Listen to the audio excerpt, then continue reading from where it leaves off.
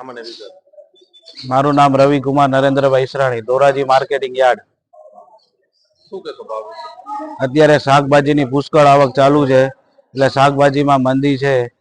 જે ગુવાર 200 નો કિલો હતો અત્યારે 100 થી 120 નો કિલો છે.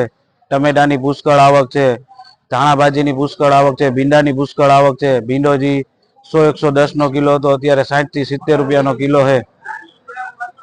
અન્ય શાકભાજી લીંબુ છે, કોથમરી છે, આદુ છે, લીંબુ 30 થી માંડીને 50 ના કિલો છે.